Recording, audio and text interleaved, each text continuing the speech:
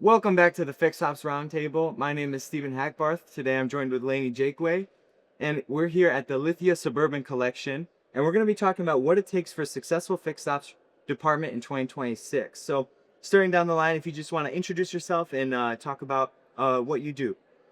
I'm with Suburban Collision. My name is Victor Petrie. I'm the general manager of the Suburban Collision Body Shops. Jim Elder, General Manager at Suburban Ford and Suburban Chrysler. David Reinicke, President of Automotive Warranty Network. Sean Kingery, Vice President of Fixed Operations for the Kaiser Automotive Group. And I'm Laney Jakeway, a student at Northwood University. So for our first question, what role do leadership and mentorship play in personal and professional growth? Well, I think it plays a huge role. So I started off thinking this is going to be a part-time job when I was 26 years ago, and I'm staying, and I'm glad I did. So I had a mentor kind of bring me up the ranks and kind of watch how things change with everything, with Suburban itself and the way the auto industry changed over the years. And I think it's a good thing to have mentors and good leadership, and it definitely changed my life. As Victor said, one of our core values is continuous improvement, right? So, when we hire entry level employees, whether it be in service or in sales, even, we look for the potential down the road. We're not just hiring for that day. If we hire college students and they have the potential, we will mentor them, put them with experienced service advisors, even with technicians, and move them through the system so they can grow and prosper. I think mentorship is extremely important. Early in my career, I had a mentor, and I showed a great interest in, at the time, technology and IT.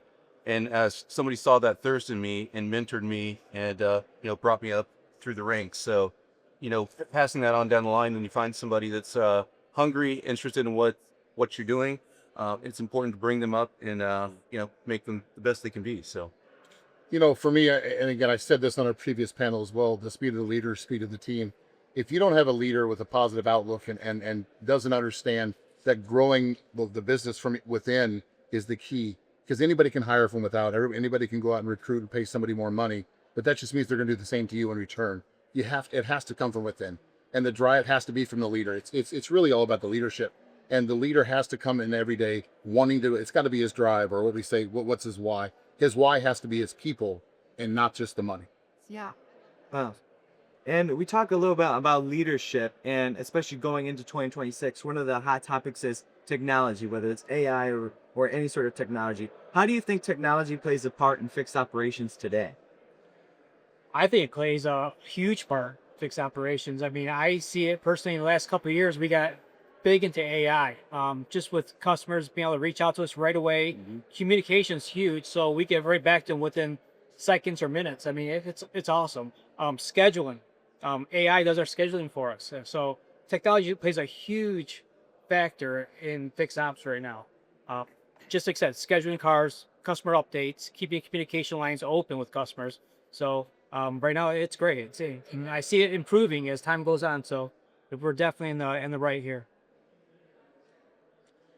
And I'll go next if you don't mind. I think, as far as technology and AI being a big one, and nobody likes change. Clients have to, accept that change in AI. And we as a business have struggled with a good BDC AI tool. We're all looking for it. We're all looking for it every single day. But in David's world, the warranty side of it, AI plays a big part of it. Video is a big part of it. It's all part of technology. Again, communication key, texting and communication with the client. Now there is no excuse why the phone rings all the time, or a client comes in and says, I haven't been contacted in a week. Those days are gone. They've got to be long gone. And part of that, you have to change the culture to accept that technology is part of who we are. For sure, I think it's about meeting the customer where they're at, right? So every customer and every person can get instant answers on their phone or look up information that they don't know right directly on their phone. So basically, what AI does for us, it's really not about the technology. It's about meeting them where they're at, right? Seamlessly, quickly, fast, efficient, so we can give them the answers that they need and what they expect and meet their expectations. And I think to add to that, I think everything that's been said here, AI contributes to the customer experience and everything like that. But also automating routine tasks helps improve efficiency in the dealerships too, and in certain processes. There's so many tasks that a person does in systems every day that it's routine. It's the same 6 clicks. It's the same 10 movements. So, automating as much as you can to improve efficiency and save time with staff. Fixing vehicles is the same way. 80% of what we fix is repetitive. The same thing breaks on the same cars every day. It's the same thing. Making the text type the same stories. Have that all built. Again, it's all technology, and it's all just improving efficiencies. Yeah.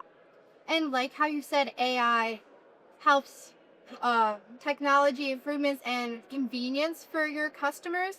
How does the mobile service change your operations, and what are some obstacles that you've faced with that? I mean, mobile service has been huge for fixed operations, and it's really just at the infancy stages right now. Even though we've been in it for 5 years, it's ever evolving. Obviously with the software and the technology that comes about, and the capabilities of mobile service. And again, it all comes back to just meeting the customer where they want to be, right? And meeting where they're at, and creating less friction points.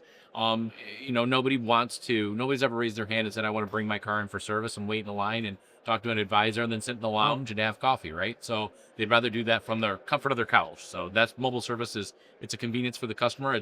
It's good for us because it relieves a lot of the pressure from the shop itself and from the advisor itself. So it's a win-win on both ends. And mobile service is a large industry trend right now, and we kind of want to get your guys' advice towards other dealers trying to grow their business, or with any other industry trends. What advice would you give dealers trying to grow their business? Don't overthink it. That's the biggest thing. You got to jump in. The first step is to take the first step, right? So, we tried to plan it out and make it sure we had a perfect process before we rolled it out. And I don't think that's the way to do it, because you're always going to have to pivot. You're always going to have to change your processes, the people that, handle it, from the incoming leads to sending the van out itself. You just got to get in it. Just do it, figure it out, learn it. There's no perfect process in the beginning. I think his answer is don't overthink it.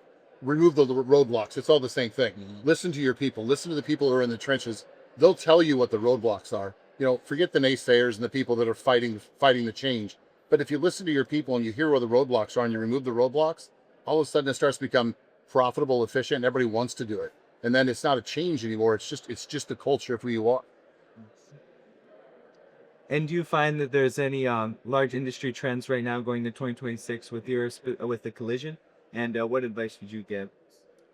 Well, like I said, there's a lot of changes. Cars are definitely different than they were 5 years ago. I mean, just with all the safety features and everything else. So with the trends, cost difference, insurance claims are different. Everything's a little different right now. Just gotta learn patience. So we just gotta educate our customers, let them know what's going on with their vehicles, keep them up to date. And I think with the AI and with a lot of the texting features and what we have going on right now, it definitely makes things a lot easier with communications. Amazing. And what would you say? Are there any industry trends right now that you're looking that you could give some good advice on? For myself, I work in the world of warranty. So, I'm not in the dealership customer facing with the customer experience. So, for dealerships, I would say the trend we're seeing right now in the warranty world is audits. And, I know I keep banging the table on audits, but we're seeing a lot of audits. Manufacturers are coming in auditing dealerships with these higher labor rates, parts markups. So we're seeing more audits than we have in years past. So we're really trying to help dealerships prepare for that, and help mitigate some of those chargebacks that potentially could happen because the technician didn't repair the vehicle properly, didn't document the repair properly. So in my world, that's what we're seeing trending. So With technology and mobile service, it sounds like there's a lot to be excited about in 2026. So thank you all for your valuable insights about what it takes to be successful in fixed operations. We really appreciate your time.